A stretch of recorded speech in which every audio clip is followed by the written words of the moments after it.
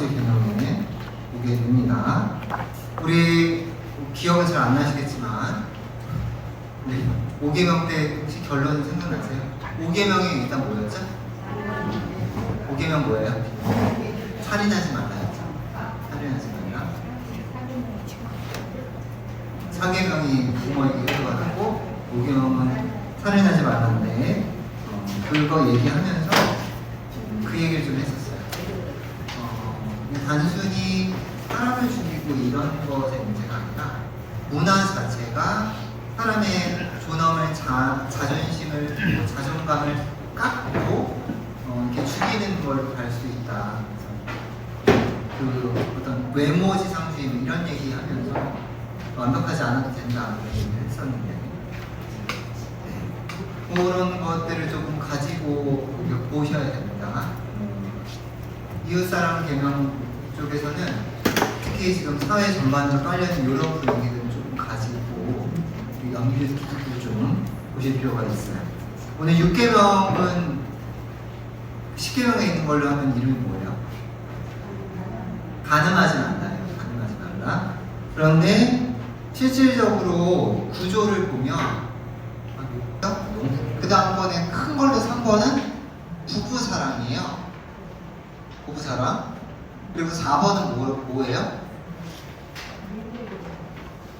부지런히 넘기세요. 4번 뭐예요? 혼인의 존엄성을 거스르는 죄, 이렇게 나온단 말이에요. 그러니까 지금 전체적인 구조가 뭘로 나오는 것 같아요? 혼인하고 관련된 얘기가 나오는 것 같죠? 네. 근데 이게 지금 6계명은 시작점이 이거예요.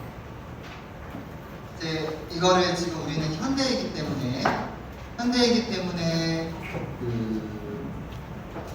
그래서 아까 말씀드린 것처럼 이 6번째 계명은 기본적으로 소유에 대한 소유. 그래서 여자가 남편의 소유물처럼 여겨졌기 때문에 가늠하지 말아라고 했을 때 이거 누구한테 하는 소리겠어요? 남자한테 하는 소리겠어요? 여자한테 하는 소리겠어요? 아니지, 남자한테 하는 소리지. 남자한테 하는 소리지. 동서고금을 막론하고 망나니는 남자 새끼들이요. 소리 하는 거야. 그러니까 이거는 100% 남자들한테 해당되는 적인 거예요.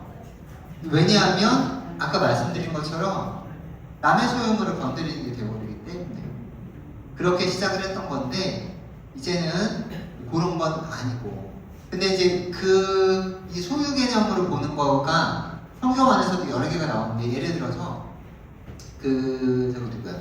야곱이 이제 자기 와이프 될 사람을 친족 중에 사귀려 가잖아요. 처음에 마음에 들었던 거는 라헬이었는데 그 아버지가 이러다가 큰딸 시집 못 갈까봐 술을 쓰죠. 라헬하고 결혼하고 싶으면 먼저 레아가 먼저 하라고. 그러니까 그런 개념인 거예요. 아버지가 소유하고 있다가 남편한테 소유를 넘겨주고. 그게 서양사회에서도 계속해서 뿌리 깊게 잡혀 있었어요. 그게 가장 극명하게 드러나는 게 뭐야? 결혼식 때. 왜 신부는 신랑은 혼자 걸어 들어가고 신부는 아버지 손잡고 들어가서 아버지가 넘겨줘요? 그게 이거예요. 소유 넘겨주는 거잖아요.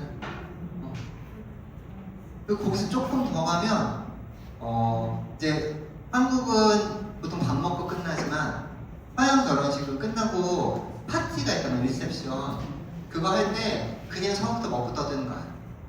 그 먹을 때까지 이렇게 오래 걸려요. 한 1시간쯤 세러머니가 있어. 축하식이 있는데 뭐 누구 일어나서 무슨 얘기하고 누가 무슨 얘기하고 뭐 왜 걔네는 뭐 이렇게 들러리, 신부는 들러리가 여러 명이고 왜 신랑도 베스트맨이라고 이렇게 여러 명 하잖아요. 그 중에 제일 친한 애가 막 질질하면서 편지 읽고 막 이런 게 있어요. 가면 한국 결혼식이 좋다 이래요. 근데 그때 뭐가 하나 있냐면 신부의 아버지가, 반대는 없어요. 예를 들어 신랑의 어머니가 내 며느리한테 하고 이런 건 없어요. 근데 장인이 사위한테 당부하는 편지를 그런 거 좀 익살스럽게 할 때 하나씩 뭘 줘요. 그랬더니 제 학사금 대출 30년 남은 거, 내가 제 차 사줬는데 할부 28개월 남은 거, 얘 저기 코 했는데 그거 얼마, 하나씩 넘겨주는 그렇게 하는, 장난치는 것처럼 하는 그런 영상도 저는 본 적이 있거든요. 근데 그것도 꼰 거예요. 이 문화들을 꼬는 거예요.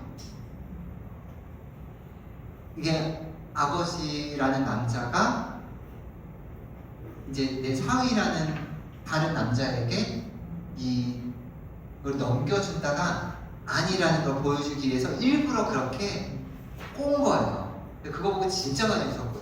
이거 진짜 잘 만들었다. 근데 저도 그 전에는 결혼식 때 당연히 아버지가 딸 손잡고 들어가고, 그거 어렸을 때부터 본 게 그거였으니까 별 거부감이 없었는데, 대학 들어가서 프랑스인 원어민 선생님, 처음에 남자였다가 나중에 여자분으로 바뀌었는데, 그분이 딱 들어요. 내가 우리 아빠 소유물도 아니고 왜 우리 아빠가 나를 내가 모르는 남자한테 넘겨. 그때 그걸 들었던 우리 표정이 다 뭐라는 거야? 내가 지금 무슨 소리 들을 거야? 그랬는데 지금 와서 보면 이게 아주 강하게 깔려 있었던 거였고, 아까 말씀드렸던 그 68혁명이 이 사람들한테 아주 강하게 있기 때문에 그런 면에서는 아주 이 면에서 얘기를 해왔던 거죠. 그래서 이게 가늠금지이긴 한데, 그래서 되게 애매해진, 계명상으로는 분명히 가늠하지 말라는데 내용상으로는 떼꺼 건드리지 말라 돼버리니까 이거에 계속 물음표가 붙을 수밖에 없는 거죠. 그런데 한편으로는 또 이걸 어떻게 해석하기도 하냐면, 이 계명이 있기 때문에 여성들이 보호될 수가 있었다 라고 얘기를 해요.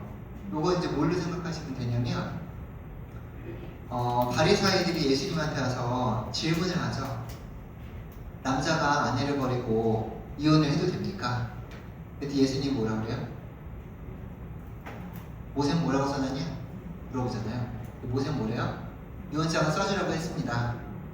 얘기를 하잖아요. 이게 뭐냐면, 이건 중동도 마찬가지라고 하던데요. 물론 생각보다는 훨씬 더 빡빡하대요. 유다교도 그렇고 이슬람도 그렇고 이혼하는 게 그렇게 쉬운 일은 아닌데, 근데 어쨌든 남자가 마음을 먹으면 언제든지 이 여자를 버릴 수 있어요. 근데 문제는 유다교도 그렇고 이슬람도 그렇고 여성이 나가서 노동하는 것을 금지한단 말이에요. 그러면 그렇죠. 이혼을 해버리면 이 여자는 죽음으로 내몰리는 거예요. 그러니까 이게 처음에는 소유권을 넘기는 개념으로 해석을 하다가 시간이 흐르면서 이거 그렇게 볼 게 아니에요. 오히려 결혼은 했으나 소유물처럼 살고 있는 이 여인의 혹시 모를 불상사를 막기 위한 방책으로 해석을 전환시켜요. 그렇게 전환을 시켜요. 그러면서 그게 계속해서 내려오게 됐다는 거예요. 근데 이게 워낙 중동뿐만이 아니라 유럽에서도 그렇고, 또 이 문명권이라고 기록들이 남아있는 데서의 이 혼인관계에서의, 사실 혼인이라는 말은 요즘에나 쓰는 거지, 이 남자와 여자의 혼인관계에서의 이 관계는 한국도 마찬가지예요. 고려 빼고는. 근데 특히 조선시대 같은 경우는 어렵잖아요. 그러니까 그런 부분에 있어서는 요거를 어떤 식으로 해석을 해야 조금 유리할 수 있는가, 이 부분으로도 많이 본다고 얘기를 하더라고요. 근데 지금 같은 경우에는 그래서 이제 이 혼인식, 결혼식에 대한 내용 자체도 완전히 바뀌어서 제 동생만 해도 둘이 같이 입장했거든요. 물론 우리는 이제 아버지가 돌아가셔서 뭐 데리고 들어갈 사람이 없다도 그냥 우리가 표면적으로 내세운 거였지만 뭐 어른들 중에는 작은 아빠라도 해야 된다 아니면 저라도 하라고 하는 거예요. 그래서 들으면서 내가 왜? 내가 왜? 나 결혼도 못하는데. 그래서 저희 아빠의 형제들 중에도 와갖고 우기시는 분이 있어서 제가 딱 한마디 친구한테 시킬 걸 시키고 친구가 식구를 데리고 들어가 아우 수긍해 그래서 그냥 말았죠. 근데 어쨌든 그 전에는 사실 혼인이라는 게 조선시대 이거는 정말 동양하고 서양하고 똑같아요. 그런 걸 보면 이게 인류가 발전해 오면서 어쩔 수 없이 거쳐야 했던 과정인 것 같기도 한데 자, 결혼 애들 둘이 그냥 지들 주가 결혼하는 땡입니까? 보통 뭐라고 얘기하죠? 결혼은? 그렇죠. 네. 집안과 집안의 결합이라고. 그래서 뭐 급이 맞아야 된다는 뭐 이런 얘기들이 나오잖아요.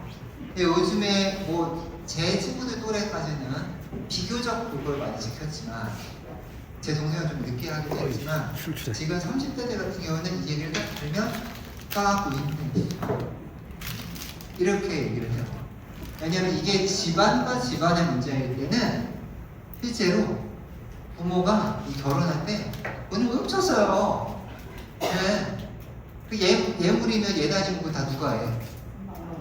엄마 아빠가 해주잖아. 그러니까 축의금 누가 가져가? 엄마 아빠가 가져가잖아.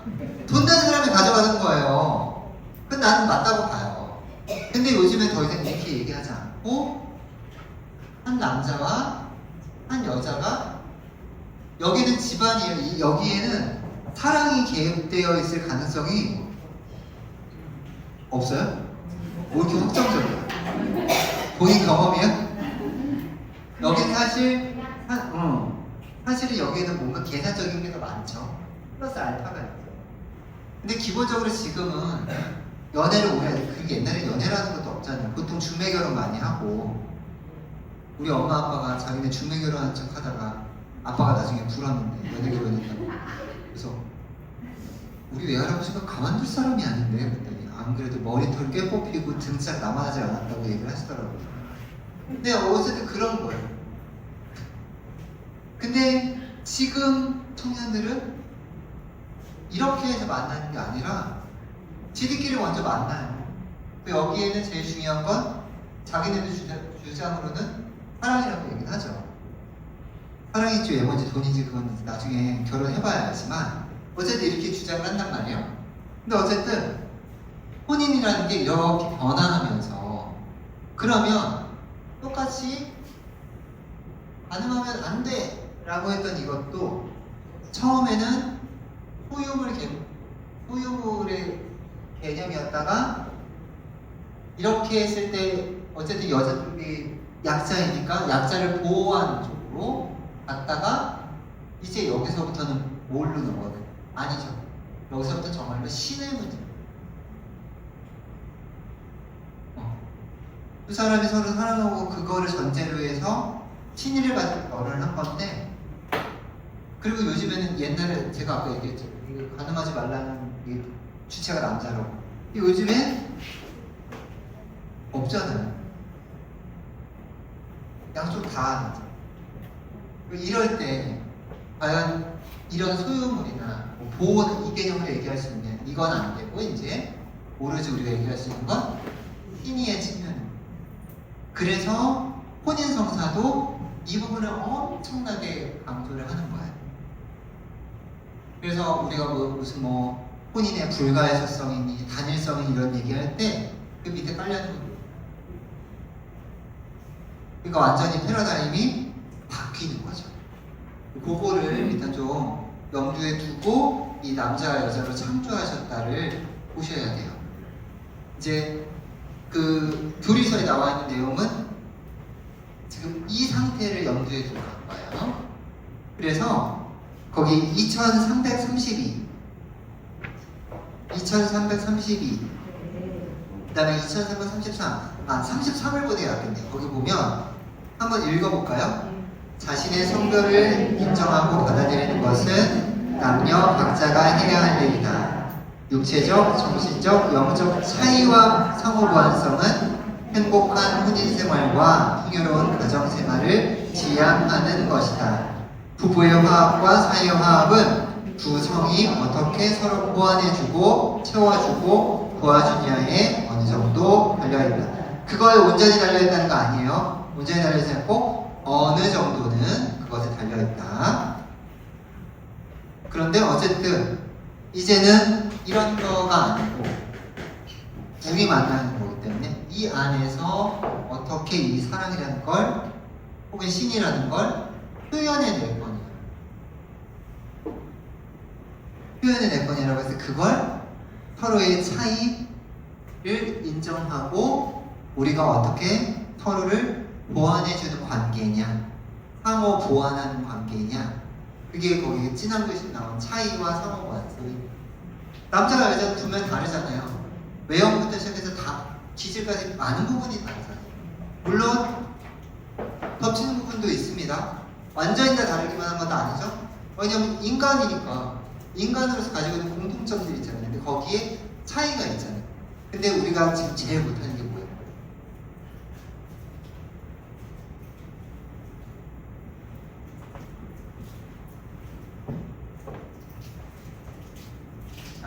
다르다와 틀리다는 어떻게 달라요?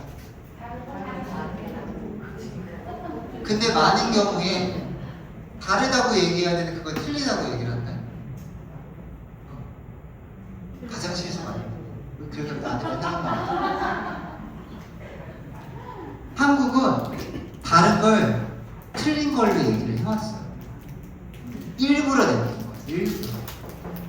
영어랑 완전 다르잖아요. 다르다는 디퍼런트고 얘는 웜인데 단어가 다르고. 근데 한국어는 이 비슷하니까 이 내뱉은 거예요. 그러니까 이게 차이라는 게 다른 건데 그게 아니라 서로 틀려먹은 걸로 얘기를 하니까 서로 싸우는 거죠. 특히 한국 사회 안에서는 그거 되게 커요. 제가 봤을 때.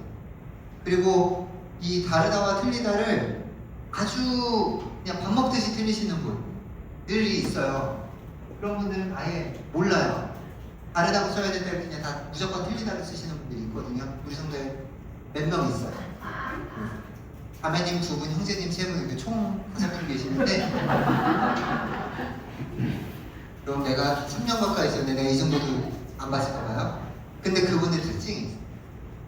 차이를 못 받아요. 분노해. 저게 저렇게 지금 열받아 할 일인가? 근데 못해. 이 차이라는 건, 다르다는 건 우리가 서로 다르기 때문에 이렇게 저렇게 뭉쳐볼 가능성이 있는 거예요. 이 상호보완이 이렇게 꼭 딱 맞아야 되는 걸 얘기하는 건 아니거든요. 왜 그 그림책 중에 그런 거 보셨어요? 이렇게 팩맨처럼 생긴 애가 자기 짝 찾으려고 굴러다니는 얘기? 이런 경우에는 딱 맞는 애를 찾긴 해야 돼요. 이런 거예요. 차이와 상호보완성. 서로 따로 했을 때는 요만큼도 겹치는 게 없어 보일 수 있어요. 그러나 상호보완을 하면 원하는 모양이 나올 수도 있다. 아니, 근데 그건 맞춰가는 과정이지 뭐가 틀렸다고 얘기할 건 아니라는 거예요. 그 얘기를 요 지금 남자와 여자로 그들을 창조하셨다 부분에서 하고 있는 거예요. 그리고 나서 이제 정결에 대한 내용이 나옵니다. 간음이니까 당연히 정결에 대한 내용들이 나오겠죠. 그런데 뭐랄까 여기 이제 나온 걸 보면 완전한 인격, 그렇죠? 온전한 자아성사 이런 얘기들이 막 나오는데 요거는 쉽게 보면 요거 생각하시면 돼요. 지금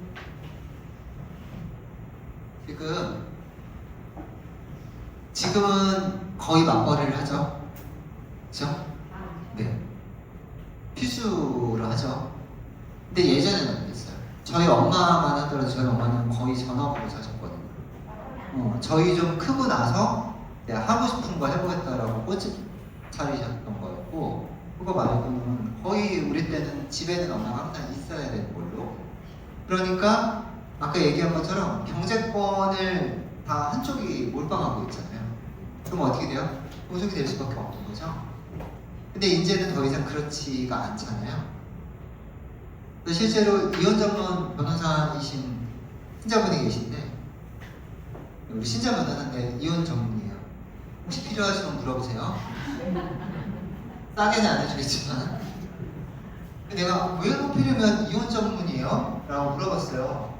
신자로서 가장 피해야 되는 거고, 왜냐면 교회 사전에는 이혼이라는 말이 없어요. 혼인을 무효화시키는 것 뿐이지. 이분이 현실적으로 제일 흥미진진하대요. 법원 갔을 때 제일 흥미진진한 게 이혼이래요. 그래서 한대요. 내가 그거 듣고 얼마나 놀랐는지 몰라요. 여기 까맣았으면. 자, 말씀드린 것처럼 이제는 거의 맞벌이를 하고 산단 말이에요. 그런데 그 안에서도 조금의 차이, 이런 것들 때문에 다툼이 나오는 경우들이 왕왕 있어요. 우리 한국 드라마 같은 거 봐도 어느 드라마였지? 대행사라는 드라마가 있었어요. 이보영 나오는 거. 근데 제가 광고업계 얘기라고 해서 봤는데 거기서 되게 인상 깊었던 게 이제 엄마가 카피라이터인 거예요. 근데 요번에 하면 자기가 승진할 수 있어요. 이제 카피라이터에서 자기가 디렉터가 돼요. 너무너무 중요한 시기인데 남편이 양보를 하고, 그래서 이혼을 했는데, 근데 저도 이렇게 보면서 내가 저 여자한테 되게 짜증나겠다. 그렇게 말로만 조곤조곤 패다니 되게 착하네. 나한테 씁니다. 칼부터 끝나는 후시겠다. 다 갖다 놓고 끝판을 보자. 너랑 나랑 오늘 끝장을 보자. 이랬을 것 같은데, 근데 그런 문제들이 생긴다는 거예요. 실제로 그 통계 같은 것들을 보면 제가 지금 마지막으로 확인한 통계가 한 10년 가까이 된 거라 아마 조금 더 올랐지 싶긴 한데, 아니다, 얼마 전에 나왔던 것 중에 우리가 100쌍이 결혼을 하면 지금 몇 쌍이 이혼하는지 혹시 아세요? 지금 30쌍이 넘어요. 30%가 넘거든요. 네. 거의 그 통계마다 조금씩 다르긴 한데요. 왜냐면 그게 데이터를 이렇게 확실하게 잡기가 쉽지 않아요. 왜냐면 합의이혼 같은 경우는 바로바로 뜨는데 그 소송으로 가면 꽤 오래 걸리는 경우도 있고, 예를 들어 그 최태원 노사연 같은 경우에도 그게 지금 이혼 소송이 완결된 게 아니에요. 그 재산 분할 대법원까지 다 끝나야 그때서야 이제 이혼 성립이 되는 거예요. 그래서 법적으로 그 최태원과 노사연은 결과선택인 거지 법적으로 지금 부부예요. 근데 그게 보통은 돼 있다고 아는데요. 그 재산 분할 가지고 다시 걸면서 이게 엉킨 거예요. 이런 경우들도 있대요. 그러니까 어쨌든 이게 누구는 30몇% 잡지만 많이 잡히는 데는 40% 넘어가는 데들도 있어요. 그럼 그 얘기가 뭐냐면 두 쌍이 결혼하면 그 중에 한 쌍은 이혼한다는 얘기잖아요. 네. 근데 이게 한 20년, 30년 전에 유럽에서 이거 엄청 사회 문제라고 맨날 나왔었거든요. 그러니까 불문과나 어디나 이렇게 외국 신문 주고서는 일부 해석해오라는 숙제를 내주는데, 르몽드였나? 피가로였나? 하여튼 프랑스 그거였는데, 그때 이 문제가 하도 커가지고 우리가 받기만 하면 이혼율이 몇 프로가 나오고 아니 안 그래도 어려워 죽겠는데 이게 다 법률 용어가 나오잖아요. 그래서 막 되게 애를 먹었던 기억이 나거든요. 근데 보면서 프랑스 이러다 망하는 거 아니야 이랬는데 한 20년, 25년이 지나고 나니까 그게 지금 우리 사회의 모습이 되고 있는 거예요. 근데 거기에서 가장 크게 문제가 되는 게 이 정결 문제. 정결 문제. 여러분들이 생각하는 정결은 어떤 거예요? 그냥 한눈 안 팔면 된다? 이게 참 어려운 거죠. 정결이라는 게. 왜냐하면 저도 지금 정결을 지켜야 될 의무가 있어요. 제가 한 서원이 있기 때문에. 그리고 그건 우리 신임도 마찬가지예요. 여러분들도 그래요. 여러분들 그래요. 혼인 성사할 때, 네, 서원을 하시잖아요. 칠성사 중에 여러분, 성수성사가 포함해서 칠성사 중에 성사의 집전자가 성직자가 아닌 유일한 게 혼이죠. 그 미사랑 그걸 주례는 제가 하죠. 그러나 그 성사는 이 두 사람이야.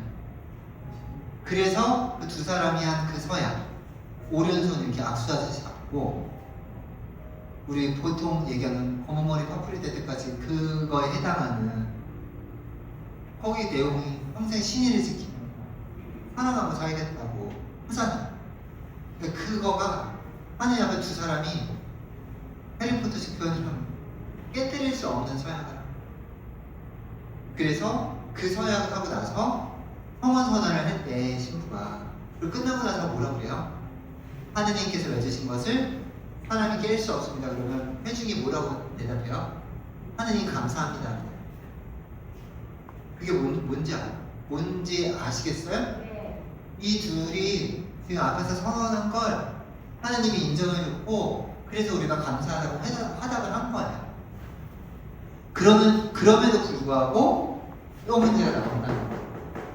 이 문제가 나온다는 거예요. 이게 엄청난 문제라고 지금 얘기를 하는데 왜 그러냐면 여기 지금 우리 나온 거에 보면 이런 얘기가 나와요. 완전한 인격 부분에 정결은 자제력의 훈련을 요구한다. 자제력의 훈련을 요구한다. 그리고 정결의 덕은 2341항에 오타가 났어요. 정결의 덜은이 아니라 덕은이에요. 덕은. 정결의 덕은. 사실쌤 2, 3, 4, 1에 그거 붙이시고요. 정결의 덕은 절제라는 중추적 덕과 긴밀하게 연결되어 있고 그 밑에도 보면 자제력을 얻으려면 상당한 기간이 필요하다. 그리고 그 밑에 정결의 덕은 너무나도 자주 죄로 얼룩진 불완전한 단계들을 거쳐가는 성장의 법칙을 겪는다. 이 얘기는 무슨 얘기예요? 결국에는 정결이라는 게 이 6계명에서 가장 키포인트가 되는 건데 이게 거저 주어질 수 있는 거다? 아니다. 무척 어려운 거다. 그러니까 이걸 이제 못했다고 해서 지금 단순히 폭력이라고 할 수는 없는데 그럼 어디까지 가줄 거냐? 이런 것들은 이제 서로가 항의를 해야 되는 부분을 나오는 거죠. 근데 그럼에도 불구하고 교회가 계속 정결 얘기를 하는 건 어쩔 수가 없이 특히 혼인관계 안에서 우리는 그 남자와 여자가 합법적으로 성관계를 할 수 있는 건 혼인 이후잖아요. 그러니까 이거는 혼인 얘기밖에 할 수가 없는데 아까도 말씀드렸지만 혼인은 기본적으로 이제 교회에서조차도 한 남성과 한 여성이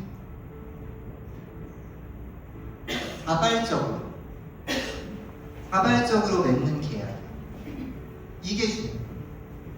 그래서 혼배에 면담할 때 앞에 인적사항 이런 거 쓰고 나서 첫 질문이 이 혼인은 여러분의 자유로운 의사에 의한 것입니까?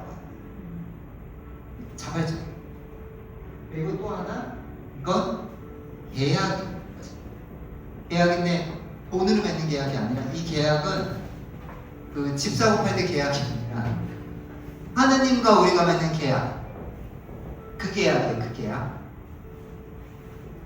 그러니까 왜냐하면 서약이라는 말이 요즘에는 너무 이 뭐라고 할 때 힘이나 이런 게 너무 떨어졌어요. 근데 또 이 혼인 이거에다가 서원이라는 말은 안 씁니다. 혼인은 서약이야. 혼인 서약인데 저는 이걸 혼인 계약이라고 해요. 이거는 이때의 계약이라는 건 이 남과 여가 한 편이고 하느님이 또 다른 한 편이 돼서 이 둘이 맺는 그거로서의 계약을 얘기합니다. 요렇게 하면 이제 뭐 어떤 의무가 얘네한테 생기냐면 이 남자와 여자에게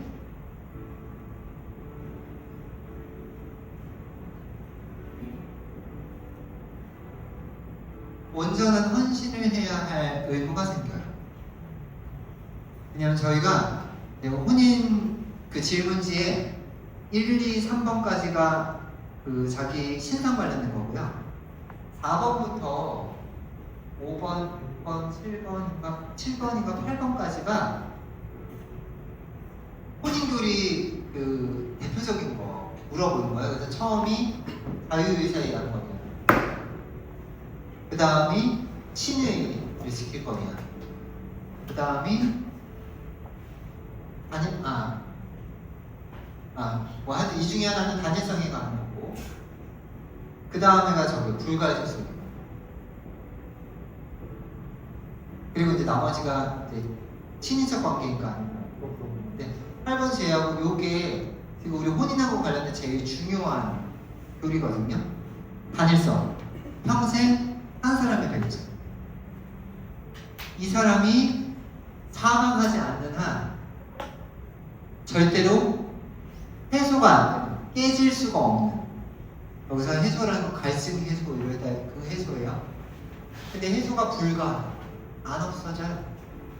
이 두 개를 합치면 교회 안에 이혼이란 말은 없다는 얘기가 나오는 거예요. 그리고 이 단일성과 불가해소성의 바탕이 되는 게 이 두 개인 거예요.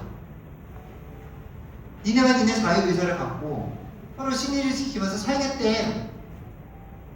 지들이 질문지에 그렇다고 대답하고 하느님 앞에서 오른손 잡고 계약까지 했고 뭐가 문제야?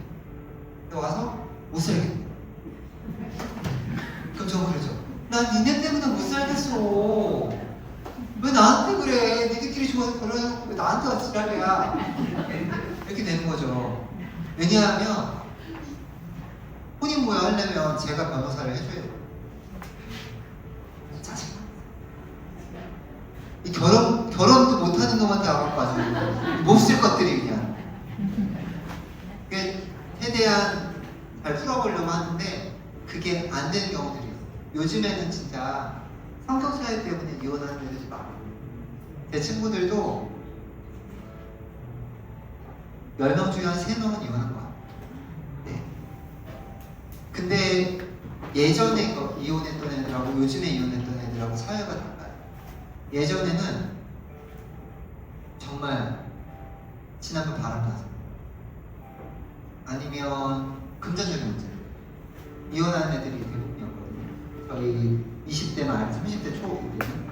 근데 요즘에는 조금 살다가 요만큼만 안 맞는 것 같으면 얘랑 못 살게. 그런 건 네, 이런 게 더 못하게. 이거 기본적으로 이게 너무나 이게 너무나 이거는 되게 안타까운 거죠. 사실은 정결에서 제일 중요한 건 이거거든요. 이게 있으면 얘는 시간이 오래 걸린다 했잖아요. 그게 무슨 얘기겠어요? 지금 혼인한 지 다들 30년은 넘었죠? 그쵸? 안 돼도 20년 정도 됐잖아요. 그쵸?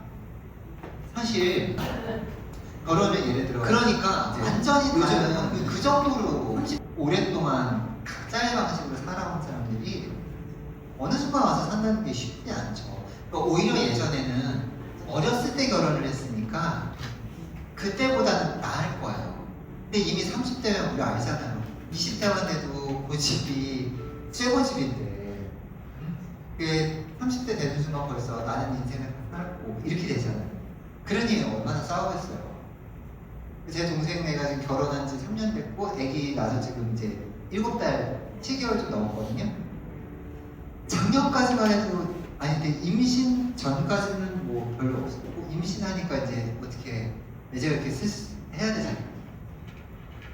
우리가 혼인의 목적 얘기다. 혼인의 목적을 나빠서 혼인의 목적에 우리가 뭘 얘기하냐면 원래 예전이라고 하면 제사 받는 공의 이전에 이것도 안 좋지.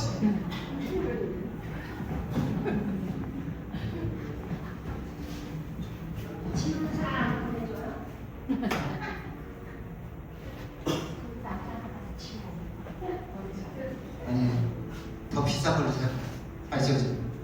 이게 그래서 돈을 써야 돼요. 아니 이게 제가 학원 가서 오래 했잖아요. 싼 거 사면 돼요. 칠판 자체가 이 칠판도 비싼 건 엄청 비싸요. 할 정도로 비싸요.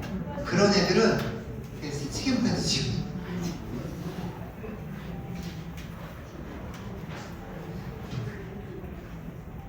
아 1960년대 이전까지만 해도 그러니까 우리가 교회법에서 얘기할 때 교회법전은 1917년에 한 번 나오고요. 지금 우리가 쓰는 건 1983년에 나와요. 그러니까 공의의 이후로 딱 한참 동안 안 바뀐 거예요. 지금 이렇게 바뀐 지 이제 40년 조금 넘었어요. 그러면 불과 40년 전까지 혼인의 목적은 뭐였냐면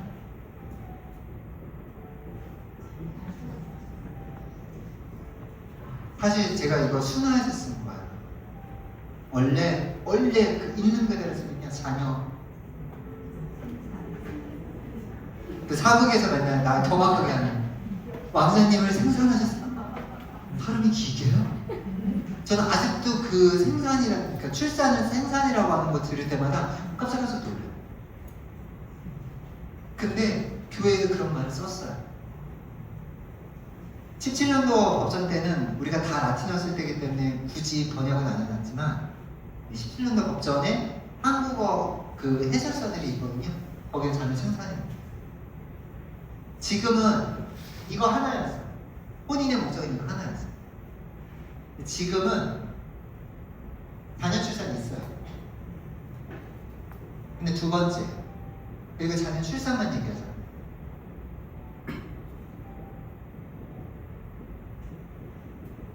그리스도인으로 양 이게 부터 당연하죠. 애 낳다가 끝이 아니잖아요. 책임지고 훌륭한 신앙인을 키우라는 거야.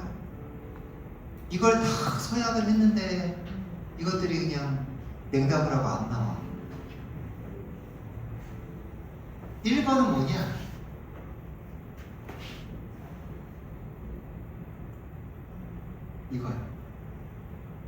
이걸 법률적 용어로는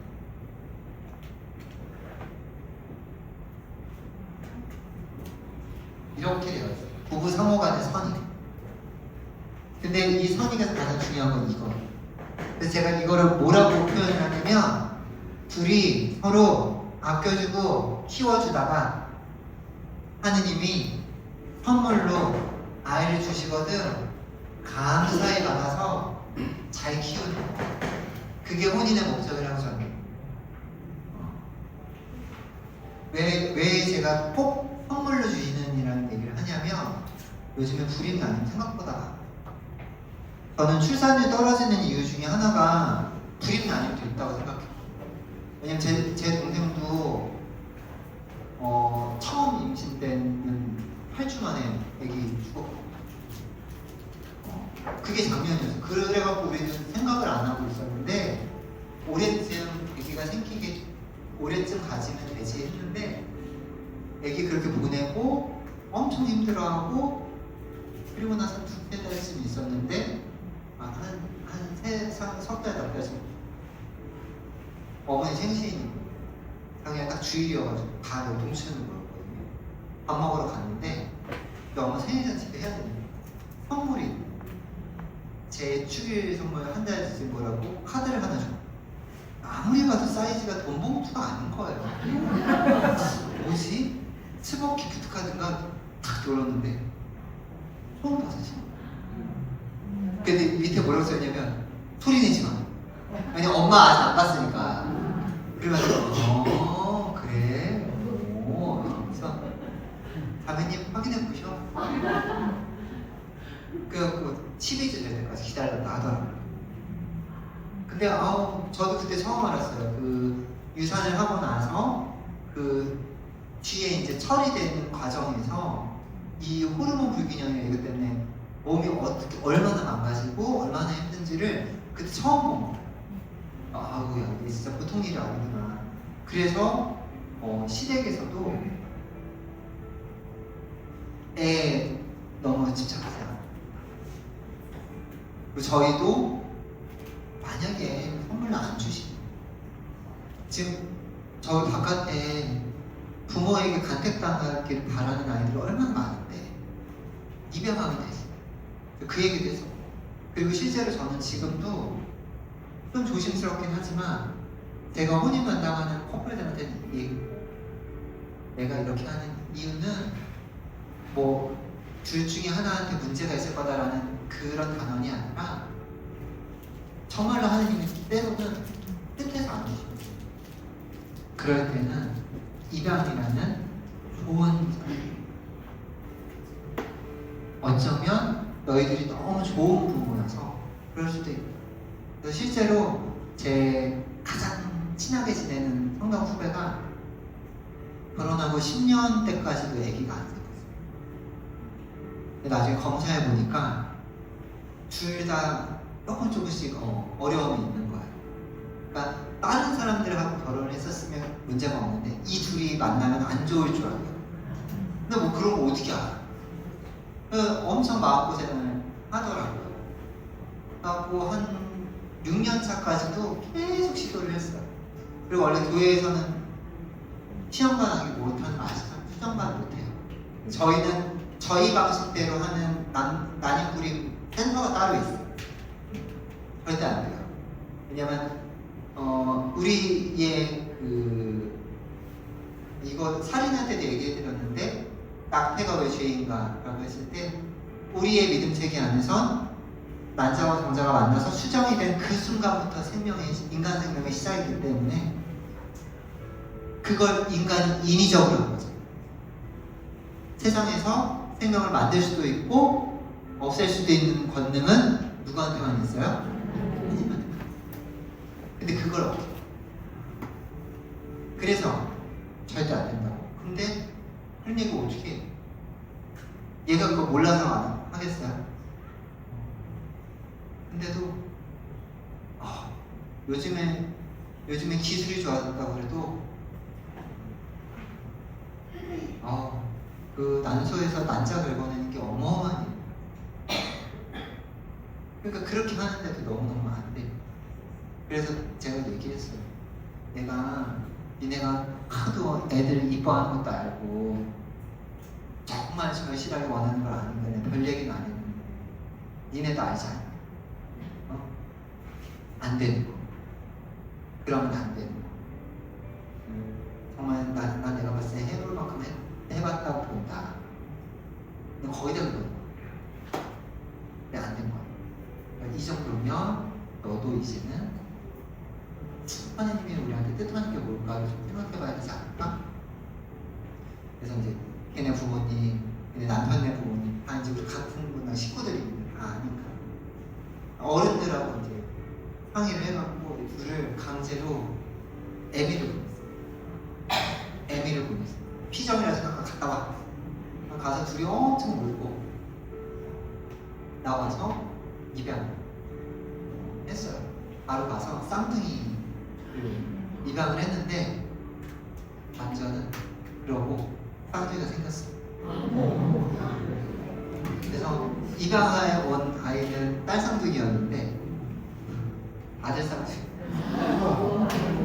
근데 이게 박수 쳐줄 게 아니야. 걔는 지금 한참 지금 저기 뒤에 주원 엄마 지금 벌써 울상됐어. 내가 아들 쌍둥이라는 얘기 듣고 우리 엄마가 우리 엄마도 다 아니까 우리 엄마 전화해. 엄마야 파이팅.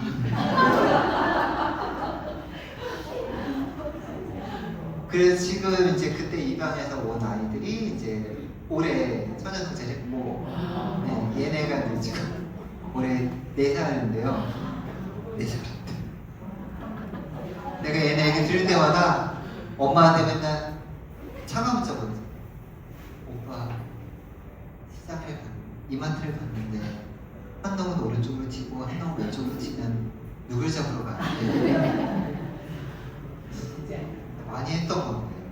그래서 엄마한테 문자 보냈죠. 엄마 미안해.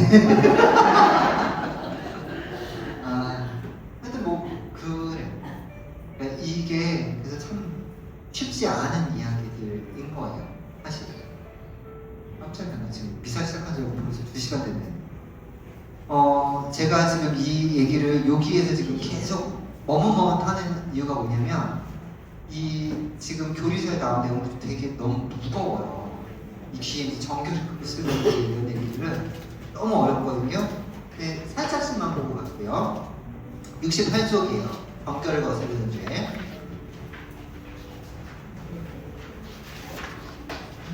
정교를 거스르는 죄. 보시면 구분 글씨만 볼게요. 방탕, 자유행위, 사음, 포르노, 매매춘, 강간 이렇게 나오고, 네, 그렇게 나와요. 근데 이제 이게 각자는 다 읽어보시면 이해가 될 거예요. 요즘에 청소년들하고 얘기할 때, 청년들, 청소년들이랑 얘기할 때 자유행위가 죄라는 얘기를 하면 되게 왜요? 왜일까요? 단순 쾌락 때문에? 쾌락 죽여서? 아까 인공수정 얘기랑 똑같은데요.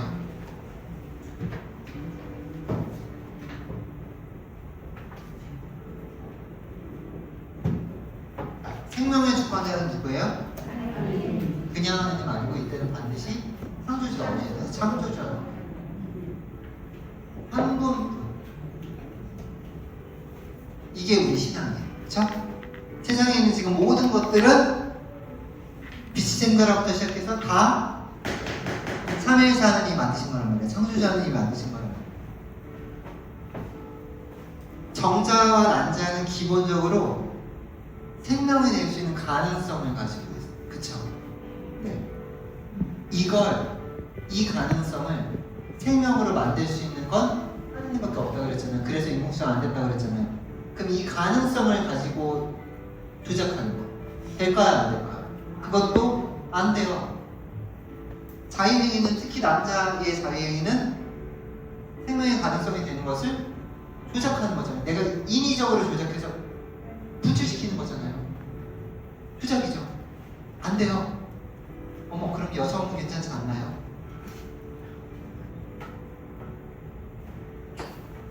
우리의 민재기 안에서 성이라고 하는 것은 오로지 부부의 사랑관계 안에서 이걸 지향하고 가는 거예요. 그러니까 이 관계라는 게, 이 성관계를 한다는 게 단순한 쾌락의 체험이 아니라는 거죠. 우리가 우리의 육체의 결합을 통해서 느끼는 그 사랑을 넘어서는 하느님 사랑을 그 안에 느껴야 되는 거예요. 그게 혼인에서 엄청 중요한 부분을 차지하거든요. 근데 요즘에 세상은 뭐예요? 다 쾌락한 거예요. 얘랑 나랑 좋아하면 둘이 잘 수도 있죠. 요즘에 그런 얘기도 있잖아요. 선색후사. 일단 먼저 자고 그 다음번에 사귈지 안 사귈지 결정합니다. 이런 것도 있어요. 근데 그거는 사회의 통념이 바뀌는 거지만, 그러니까 청년들도 기본적으로 그런 것들이 익숙하다고. 왜냐하면 성당은 일주일에 기케야 1시간, 2시간 있는데 나머지 시간들은 다 밖에 있는 거잖아요. 그리고 요즘에는 종교 인구보다 비종교 인구가 더 많죠. 그 얘기는 우리 청년들이 만나는 친구들 중에 같이 성당을 다니거나 교회를 다니거나 이런 애들은 거의 없다고 보셔야 돼요. 그 비종교 인구 다시 뜯어와서 세대별로 보면요, 10대, 20대, 30대가 거의 다. 그러니까 지금 20대 청년들이 만나는 애들은 여기 성당에 나온 애들이 유니콘이에요. 진짜 귀한 애들 잘해줘요. 맛있는 것도 좀 사주고 용돈 주고 그런 거예요. 그러니까 아이들도 그거에 너무 익숙해져 있대. 그리고 지금 예전에야 저 어렸을 때까지는 부모님들이 어느 정도 이런 걸 통제할 수 있었지만 왜냐면 그때 해봤자 우리가 할 수 있는 건 잡지하고 비디오 되는 거 다란 말이에요. 그러니까 맨날 뭐 엄마 없을 때 빈집에 가서 이런 거밖에 안 됐어요. 요즘엔 초등학생도 얼마든지 핸드폰 가지고 다 볼 수 있어요. 실제로 저 많이 먹어요. 네. 공중화장실 이런 데서 보면요, 네. 초등학생 안에서 막 그 동영상 소리가 막 나요. 그러니까 뭐지 이러고는 누군가 어떤 새끼가 그런 사람이 모입니다. 이러려고 기다리고 있으면요, 초등학생. 그것도 저학년이 보이는 애들 있어요. 엄청 빠른 거예요. 그러니 이 아이들이 그런 것들을 접해보지 못하는 시간보다 접한 기간이 더 길잖아요. 그러니까 교회에서 하는 얘기가 이해가 안 돼요. 교회가 해주는 이야기가 이해가 안 돼요. 그나마 뭐 포르노, 매매춘, 강간 이런 거는 죄이기 때문에 그 자체로 죄이기 때문에 근데 이거 국법상으로도 죄잖아요.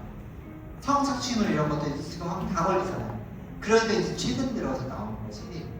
그리고 이것도 남자아이들과 여자아이들 인생이 너무 커요. 너무 커요. 그나마 여자 형제가 있는 남자애들이 조금 나는 정도지. 너무 성착취물에 대해서 여자애들은 분노하죠. 만약에 그 피해자가 나였다고 생각해봐. 완전 그냥 사장되는 거죠. 근데 남자애들은 그게 왜 문제지? 우리 봐도 얼굴 기억 못하는데 이렇게 나와요. 그래서 제가 네가 여동생이 있다고 쳐보자. 아니면 오히려 그게 집에 여자 형제가 있느냐고 얘기해요.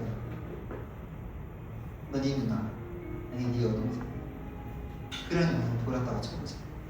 적어도 너얘 얼굴 하는 상당히 그거 기억이 안 날까?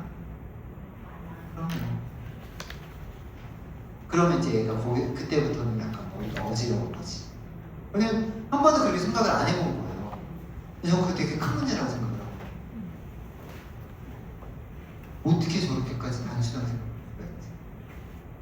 이게 내 가족의 문제라고 생각하면 충분히 많이 시선이 바뀔 텐데 라고 보는 거예요. 이런 것들은 계속해서 얘기를 할 수밖에 없는데 어려워. 그리고 그 싸움이 뭐냐면 혼자는 상관없어요. 그러니까 이게 결혼을 전제로 했는데 혼인 전에 성관계를 했다는 게 아니라 결혼하지 않은 싱글인 사람들끼리. 근데 그게 요즘 청년들한테 너무 당연한 거예요. 사실 옛날에도 그랬고 옛날에도 조선시대 물레방아부터 시작해서 그래서 난 물레방아, 메밀밭 뭐 많잖아요. 그러니까 이것도 나름대로 전통이 유구하단 말이에요. 그러니까 애들 입장에서는 아니 뭐가 문제야. 옛날에 물레방아도 가고 메밀밭도 가고 다 때문에 왜 우리는 안 된다는데 이렇게 얘기를 하는 거죠. 솔직히 나도 할 얘기입니다. 그렇게 얘기를 하는 거예요. 그러나 제가 할 수 있는 얘기는 딱 하는 거예요. 왜냐하면 저조차도 이게 생각이 확 바뀐 계기가 있어요. 그래서 제가 생명주일 때는 늘 청년들한테 그 얘기를 해요. 나도 한때는 피임 도구를 사용하고 피임약을 먹고 하는 게 굉장히 책임감 있는 행동이라고 생각을 했던 적이 있다. 나도 있는. 그리고 사실 신학생 때도 어느 정도는 그런 생각 깔고 살았다. 아니 요즘 세상이 그런데 야 이건 교회 가르침이지. 근데 저를 확 바꾼 게 뭐였냐면 유경준 주교님 저 수업하실 때였어요. 그때 신부님이셨고 기초윤리 신학이었는데 매번 수업을 시작하면 한 3명에서 5명 정도 지난 시간에 중요했던 거를 질문을 하세요. 다 교과서에 나오는 거. 그리고 그것도 저희 이제 출석부가 가나다 순으로 되어 있거든요. 그래서 대충 내 순서인지 아닌지 알아요. 그러니까 지난주에 이정훈까지 했고 그 다음번에 이제 시작을 한 거야. 그래서 나는 무조건 되겠네. 제 뒤에 이종원, 그 다음에 이종훈, 그 다음에 그다음에 이종희 수녀님까지 해서 3명이 오늘 종자 3명은 분명히 된다. 그래서 이제 순서대로 갔죠. 저한테 떨어진 질문이 뭐였냐면, 참고로 유경현 주교님은 저희한테 다 존댓말 하셨어요. 이렇게 해서 하고서는 어디 보자, 지난번에 여기까지 했으니까 종환씨 네? 손 들어. 아유, 이번 주도 여전히 날씬하시네요.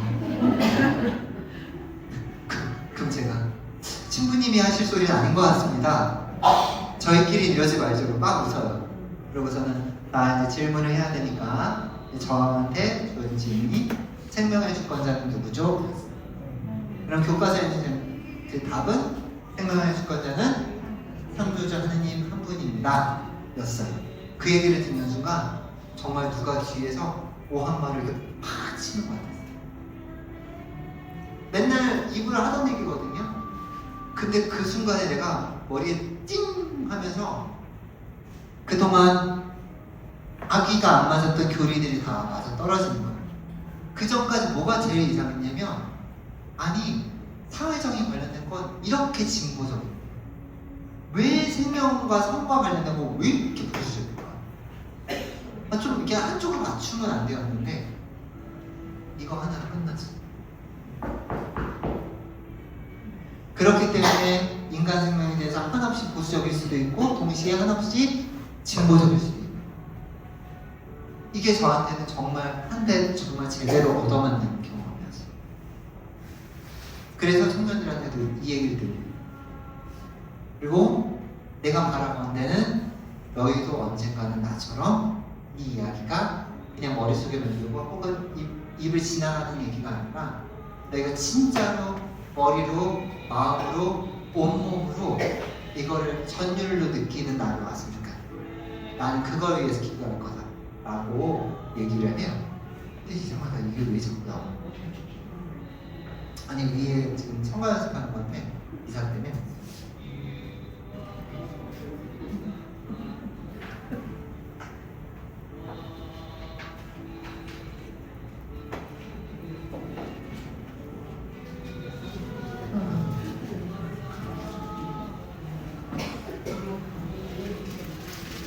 이건 나중에 물어봐요.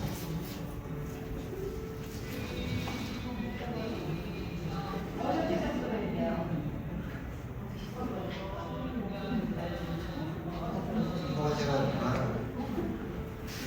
아니 원래 꺼야 되는데 아니 여기서 조정할 수 있는데 저 위에 거하고 연결돼서 괜찮아요. 저 위에서는 함부로 끌 수가 없어요. 여기 언제든지 써야 되기 때문에 거기서는 안 돼요. 아니 수행민이 끄셔도 돼요. 어쨌든 뭐 그런 게 있다. 뭐 나머지 뭐 부부사랑 뭐 이런 부분들은 여러분 그냥 읽어보시면 다 알 수 있는 것들, 특히 뭐 혼인의 준왕성을 거스른 죄를 해서 가는 이혼은 뭐 당연히 아까 말씀드렸잖아요. 불가해졌어. 이니까. 그리고 다른 죄들 해가지고 일부 다처제. 뭐 지금 한국은 이제 일부 다처가 아니지만 저희 할아버지만 해도 평생을 처녀랑 사셨어요. 그러니까 더 정확하게는 우리 할머니가 승질머리가 보통이 아니거든요. 그러니까 못 견디고 그냥 나가버리신 거지. 다시 다 냅두고. 아니에요, 할머니가. 근데 너무 이제 왜냐면 애들이 자기 애들 우리 할머니 자식까지 있으니까 막내 삼촌만 할머니 집 앞에다 놓고 왔대요. 그래서 막내 삼촌만 할머니랑 살았어요. 그러니까 우리 아빠는 결혼할 때까지 엄마랑 같이 산 게 아닌 거죠. 근데 난 너무 근데 결혼하고 왜 우리 엄마를 데리고 자기네 엄마네 집으로 들어가고 그 힘든 일을 그렇게 하고. 그래서 내가 그렇게 우리 아빠 엄마를 싫어하는 거야. 자기는 시집살이 안 해봤잖아. 근데 왜 이렇게 우리 엄마를 괴롭히냐고. 아주 우리 아빠의 그 여동생들도 내가 진짜 입 열면 내가 죄 짓는 거라 내가 별말은 안 하지만 정말 진짜 이모들은 안 저러는데 고모들은 왜 저럴까 이게 아주 큰 하여튼 그래서 지금 우리는 더 이상 그게 해당되지 않지만 아프리카 같은 경우는 사실 지금도 문제가 돼요. 중동 국가는 기본적으로 이슬람 같은 경우에는 이슬람으로의 개종은 괜찮아요. 근데 이슬람인데 다른 걸로 개종하는 순간 되게 위험해요. 그러니까 이슬람은 뭐 제외하는데 아프리카에서 이제 이쪽으로 우리 쪽으로 개종을 하게 되는 경우에 처가 여러 명이고 자식도 여러 명인 경우에는 결단을 해요. 누구를 본처. 그리고 나머지는 다 정리를 해야 되는데 아까 그러면 무슨 문제가 생겨요?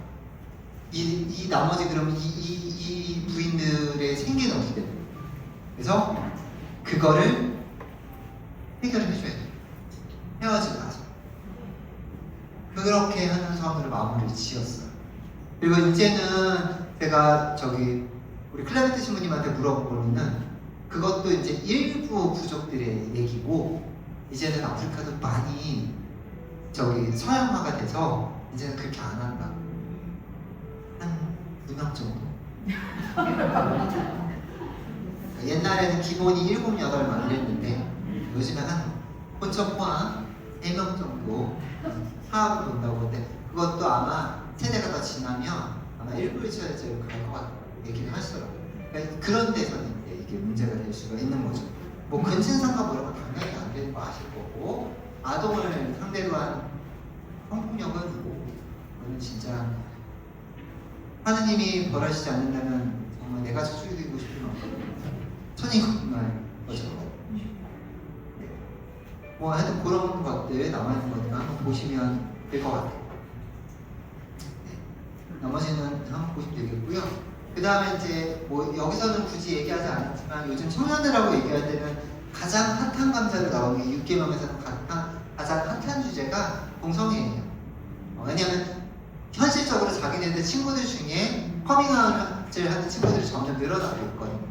저도 정의평화위원회 하면서 저희가 같이 연대하는 단체들 중에 성소수자 부모 모임이라는 게 있어요. 그러니까 자녀들이 성소수자.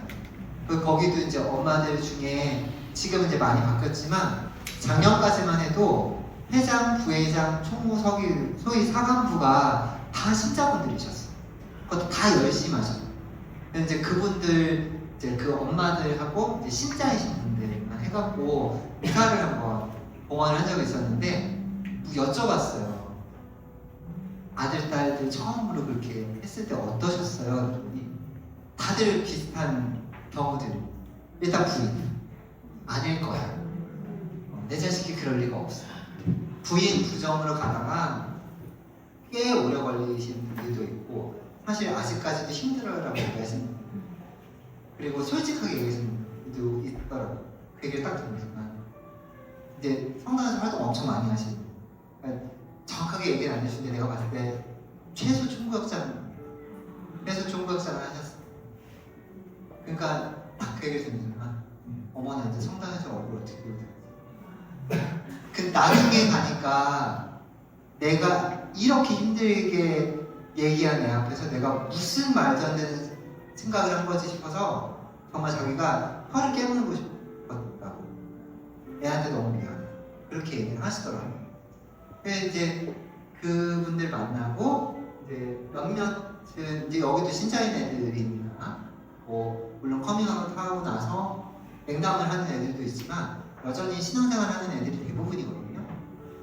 그래서 이제 만나게 되면 사실 모르고 만났으면 그냥 진짜 그냥 모르고 지나갔을 라는 생각이 들 정도로 그냥 왜 우리가 그 미디어에서 그리는 거 하면 홍석천 나오고 맨날 이렇게 여성스럽게 나오고 이런 거를 보통 생각을 해서 아니에요. 절대 아니에요. 절대 아니에요. 그러니까 지나가보면 몰라요. 우리가 막 그런 것만 봤을 때는 지나가고 할 것 같잖아요. 그런데 못 맞춘다 해도 100만 원 벌지. 자기네들끼리는 안다 하더라고요. 근데 우리는 알 수가 없어요. 절대로. 그러니까 이게 과연 그러니까 이제 그런 친구들의 이야기를 힘겹게 꺼내는 이야기들 그리고 어쨌든 자기를 그렇게 드러내는 순간 소수자가 되거든요. 단순히 그냥 성소수자가 아니라 근데 소수자들은 기본적으로 어때요? 다수에 비해서 밀리잖아요. 그냥 소수여도 밀리는데 이주민들도 소수자잖아요. 얼마나 밀려요. 근데 거기에 성이라고 하는 더 좁은 게 붙으니까 정말 누군가는 그 얘기를 하는 거예요. 신부님 이렇게 영화 같은 데 보면 이렇게 뭐 이렇게 벽 같은 거에 막 밀려가고 이렇게 찔리잖아요. 난 여기서 멈췄으면 좋겠는데 계속해서 나를 미는 느낌. 근데 그게 뭐 회사에 있을 때도 뭐 어디 모임에 나왔을 때도 뿐만이 아니라 집에서 그래서 자살을 하는 사람들의 비율이 너무 높다고 그 얘기를 하더라고요. 우리가 어떤 느낌이냐면 그런 느낌 심지어 집에서조차도 그러니까 그런 얘기를 들으면 이게 분명히 이건 죄라고 나와 있는데 이제 얘네를 그냥 우리가 무조건 손가락질을 할 수 있을까? 그런 얘기가 여기 나옵니다. 그러니까 지금은 어떻게 얘기하냐면요 동성애는 이유 그 원인이 밝혀지지 않았어요. 옛날에는 그 정신병으로 분류를 했었는데 정신병원에서 없어진 지가 벌써 50년 됐어요. 병 아니에요. 병 아니고 이유 알 수 없어요. 그런데 공통적으로 하는 거 타고나요. 타고나요. 그래서 우리도 여기 뭐라고 써있냐면 뭐라고 나와있냐면 동성애의 심리적 기원은 거의 밝혀져 있지 않다.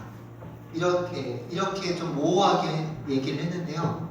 원인을 알 수 없다라는 거는 우리도 알아요. 그래서 그걸 갖고 얘기는 못하고요. 그래서 그 경향 자체에 대해서 얘기를 하는 게 아니라 그 행위에 대해서 얘기를 하는 거예요. 그거 아니에요. 어쨌든 성경에서 죄라고 얘기를 했으면 아닌데 라고 하면서 얘를 굳이 정결로 묶은 이유가 행위하지 말라고 얘기를 하는 거예요. 근데 이제 이거만 가지고 얘기를 하면 개신교에서 특히 지금 동성애자 그 성소수자들을 타겟으로 삼거든요. 개신교는 자기네가 이거 그 세를 불리는 데 있어서 늘 적이 필요해요. 적이 필요했어요. 그래서 이승만 때부터 해서 쭉 민주화 되기 전까지는 빨갱이 반공으로 했어요. 최근까지도 됐었죠. 이명박 씨 때까지만 해도 됐잖아요. 근데 더 이상 안 먹혀. 그래서 처음에 끄집은 게 반이슬람. 왜냐면 대구 같은 데서 계속 저기 짓는다고 하니까. 근데 생각보다 한국에서 무슬림들이 아무 일도 안 해. 테러를 안 일으켜. 왜냐면 테러도 저질러주고 해야 되는데 아무 일도 안 일어나요. 왜? 한국에 와서 돼지고기의 맛을 알았어. 삼겹살의 소주 맛을 알았어. 그래서 처음에 입사해서는 시간대마다 메카야를 막 절을 하던 애가 하나쯤 되면은 좀 이따 해도 돼 그랬더니 한 2달쯤 지나면 땡간대요. 그러면서 자기 한국 이름 지어달라.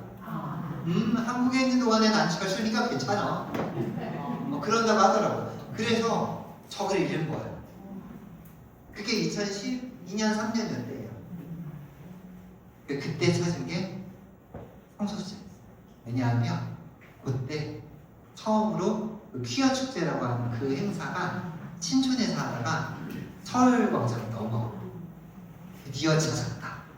그래서 지금까지 계속해서 하고 있어요. 그는 얼마나 힘들겠어요. 근데 그래서 우리 쪽에서도 이걸 가지고 어떻게 할 거냐라고 했을 때 어쨌든 정평회에서는 이제 연대를 해주기로 한 거예요. 생명위원회에서 되게 싫어요. 생명위원회에서 저희가 생명위원회랑 싸우는 지점들이 몇 개가 있는데 그 중에 하나가 이 성수점들이거든요. 네, 저희는 그렇게 얘기를 합니다. 이들은 다른 것은 다 모르겠고 호수이기 때문에 보호받아야 한다. 올해는 거기부터 시작이에요. 왜냐하면 여기에 그 얘기 나와요.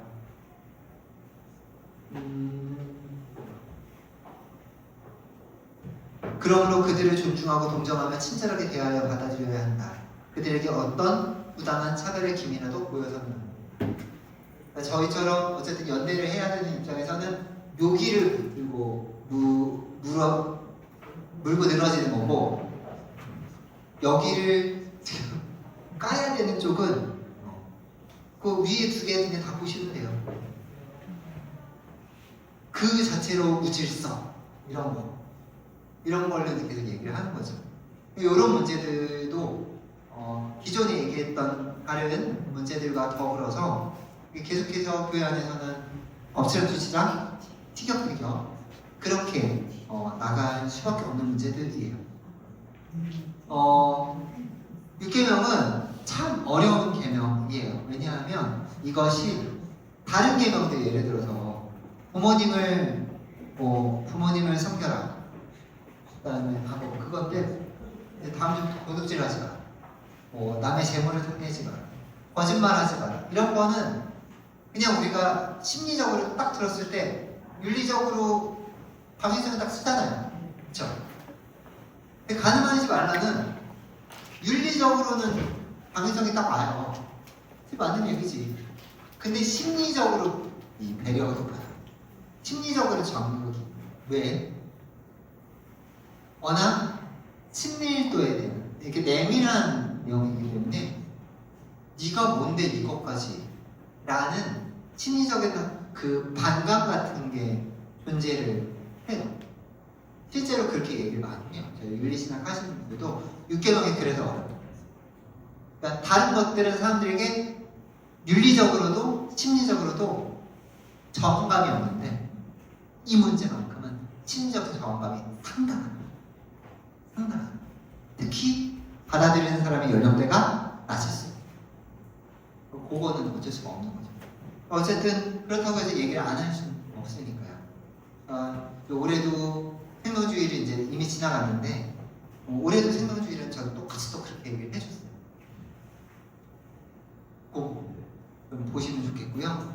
이제 제일 큰 숙제가 끝났어요. 사실 10계명 하기로 하면서 6계명이 제일 나는 이게 무슨 얘기를 어떻게 하냐 싶었는데 그래도 이제 끝났기 때문에 다음 거부터는 조금 더 편하게 얘기할 수 있습니다.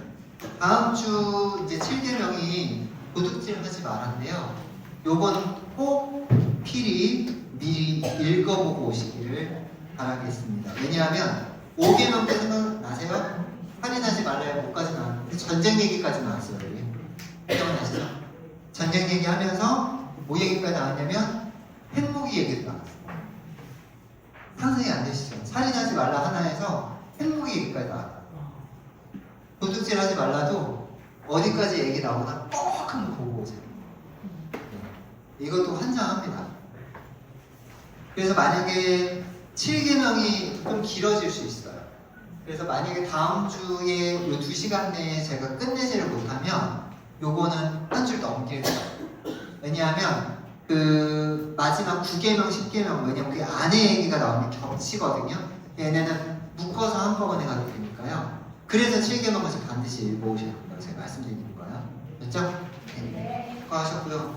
제가 2시간은 도저히 배가 고파서 힘들죠? 그냥 신앙교육원도 1시간 10분 하고 10분 쉬었다 1시간 10분 하거든요. 그게 보니까 1시간 딱 지나잖아요. 그럼 벌써 이분들 표정이 이 새끼 언제 끝내나 두고 보자.